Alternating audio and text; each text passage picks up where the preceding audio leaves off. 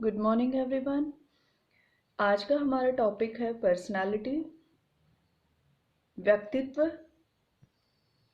आमतौर पर हम यह मानते हैं कि कोई व्यक्ति स्मार्टली ड्रेसअप होता है तो उसकी पर्सनालिटी अच्छी है।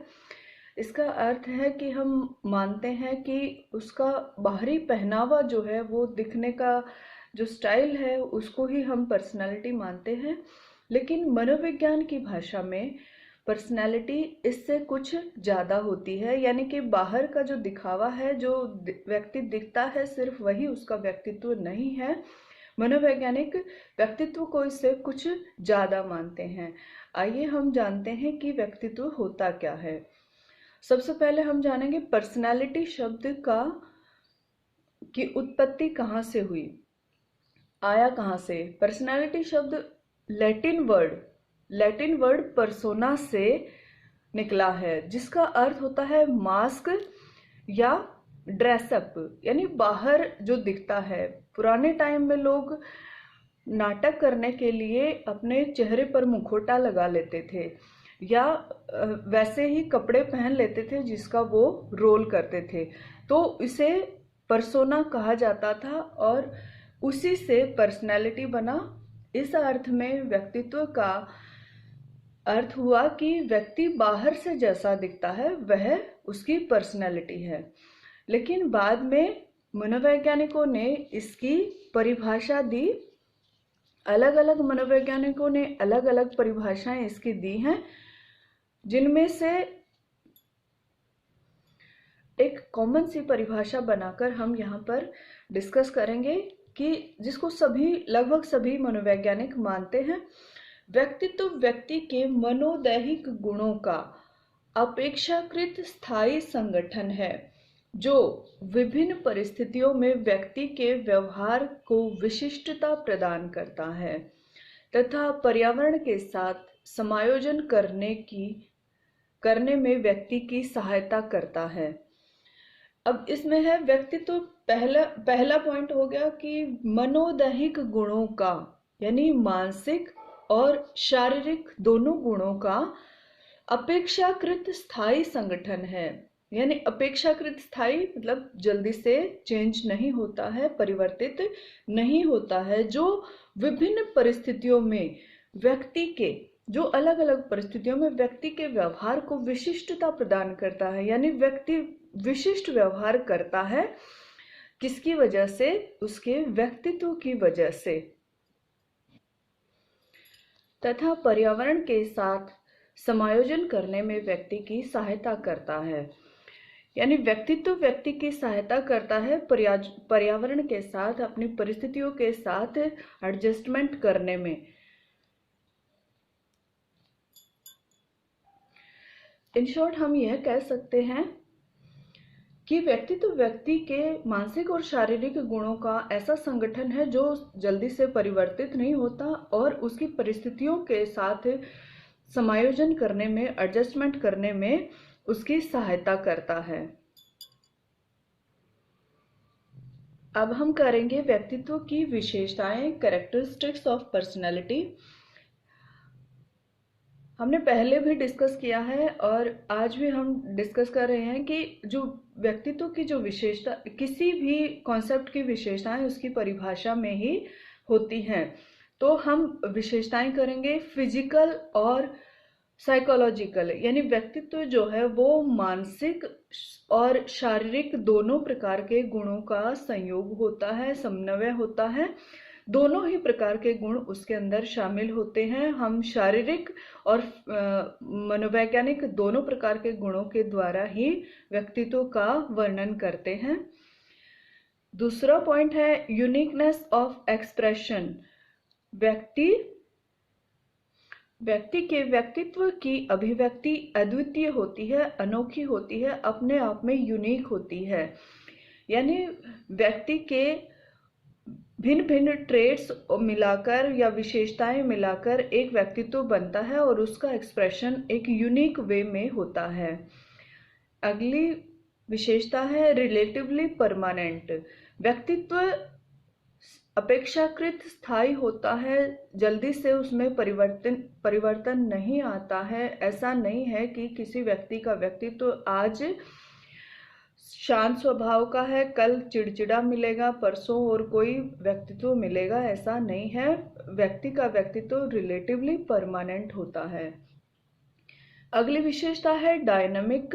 डायनामिक में हम कह सकते हैं कि इसकी हिंदी है गत्यात्मक। इस अर्थ में हम यह कह सकते हैं कि व्यक्ति का कुछ आंतरिक और बाह्य परिस्थितियों की मांग के अनुसार व्यक्ति अपने व्यक्तित्व को ढाल लेता है, परिवर्तित कर लेता है।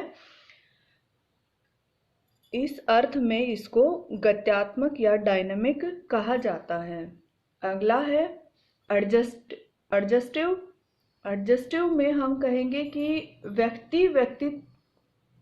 व्यक्ति का व्यक्तित्व उसे अपने पर्यावरण के साथ एडजस्टमेंट करने में सहायता करता है।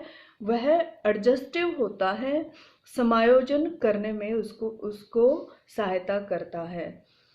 इंटीग्रेटिव लास्ट कैरेक्टरिस्टिक्स है। इंटीग्रेटिव एकीकृत। भिन्न भिन्न प्रकार के विशेषक मिलकर व्यक्ति को एक एकीकृत व्यक्तित्व प्रदान करते हैं जो एक विशिष्ट प्रकार से व्यवहार करता है। इसके बाद करेंगे हम डिटर्मिनेंट्स ऑफ पर्सनैलिटी। व्यक्तित्व के निर्धारक। व्यक्तित्व के निर्धारक या उसे प्रभावित करने वाले कारक दोनों ही सेम होते हैं। फर्स्ट है बायोलॉजिकल फैक्टर, जैविक कारक। बायोलॉजिकल फैक्टर में जितने व्यक्ति के शरीर के अंदर कारक हैं उनसे संबंधित फैक्टर्स आते हैं। जैविक कारक में हम सबसे पहले करेंगे हेरिडिटी या वंशानुक्रम। वंशानुक्रम यानी हमारे माता पिता के व्यक्तित्व के गुण किस प्रकार के हैं वैसे ही हमारे व्यक्तित्व के गुण बनेंगे। आमतौर पर यह देखा जाता है कि हमारे माता पिता जैसे ही फिजिकल कैरेक्टरिस्टिक्स हमारी होती हैं, और अध्ययनों में यह भी पता चलता है कि जो पर्सनालिटी ट्रेट्स होते हैं यानी जो व्यक्तित्व के विशेषक होते हैं वो भी उसी वे में, उसी कोड में, उसी जेनेटिक कोड में निर्धारित होते हैं जिस जेनेटिक कोड में व्यक्ति की फिजिकल फीचर्स और उसके बालों का रंग आदि निर्धारित होते हैं।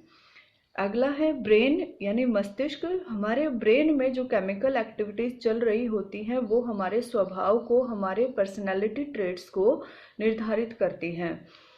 अगला है बायोफीडबैक, जैव प्रतिप्राप्ति। बायोफीडबैक जैसा इसके नाम से ही पता चलता है, बायोफीडबैक यानी बायोलॉजिकल फीडबैक हमारे शरीर के बारे में अगर हमें प्रदान किया जाता है तो हम अपने शरीर के अंदर चल रही नेगेटिव क्रियाओं को पॉजिटिव करने की कोशिश करते हैं। जैसे मान लीजिए बार बार हमारा बीपी हाई हो जाता है और हमें बार बार बीपी को नापकर ये बताया जाता है कि आपका ये क्रियाएं करने से हाई होता है, तो हम उनको कोशिश करते हैं उन क्रियाओं को कम से कम करें और अपने बीपी को कंट्रोल में कर लेते हैं। ऐसे ही शरीर की अन्य क्रियाएं होती हैं जो अंदर चल रही होती हैं, उनको भी बायोफीडबैक के द्वारा कंट्रोल में किया जा सकता है।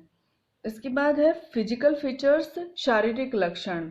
व्यक्ति के फिजिकल फीचर्स सुंदर होते हैं तो उसके अंदर कॉन्फिडेंस और ऐसे कई जो जो साइकोलॉजिकल स्ट्रेंथ है वो आ जाती है। इससे उसकी पर्सनैलिटी पर फर्क पड़ता है। अगला है कल्चरल फैक्टर्स यानी कि सांस्कृतिक कारक। सांस्कृतिक कारक में हम करते हैं कि जिस प्रकार के सांस्कृतिक वातावरण में व्यक्ति पलता बढ़ता है, पैदा होता है और बड़ा होता है, तो वो सांस्कृतिक वातावरण उसकी व्यक्तित्व के ऊपर प्रभाव डालता है। जिस प्रकार का खाना पीना, रहना सहना, रीति रिवाज आदि उसके समाज के अंदर होते हैं, वह उन्हीं के अनुसार अपने आप को ढाल लेता है। अगला है फैमिली फैक्टर। फैमिली में, परिवार में, पारिवारिक कारकों में, परिवार में उसका माहौल कैसा है, परिवार की आर्थिक और सामाजिक स्थिति कैसी है, ये भी व्यक्ति के व्यक्तित्व को निर्धारित और प्रभावित करती है। उसके बाद सोशल फैक्टर, सामाजिक कारक, समाज में किस प्रकार का वातावरण है, समाज के अन्य व्यक्ति उसके साथ किस प्रकार का व्यवहार करते हैं और वह अन्य व्यक्तियों के साथ किस प्रकार का व्यवहार करता है, ये सामाजिक फैक्टर में आता है, जो उसकी पर्सनालिटी को निर्धारित और प्रभावित करने में सहायता करते हैं। अगला है सिचुएशनल फैक्टर्स, परिस्थिति परक कारक। कुछ परिस्थितियां ऐसी हो जाती हैं कि व्यक्ति को अपने व्यक्तित्व के विरुद्ध कार्य करना पड़ता है, या हम कह सकते हैं कि परिस्थितियों के अनुसार ही व्यक्ति अपने व्यक्तित्व का निर्माण करता है। अगर एक व्यक्ति को जन्म से ही विपरीत या प्रतिकूल परिस्थितियां मिली हैं तो उसका व्यवहार, उसका व्यक्तित्व वैसा ही बन जाएगा, और एक व्यक्ति को परिस्थितियां उसके अनुकूल मिली हैं तो उसका व्यवहार और व्यक्तित्व उसी प्रकार का बन जाएगा।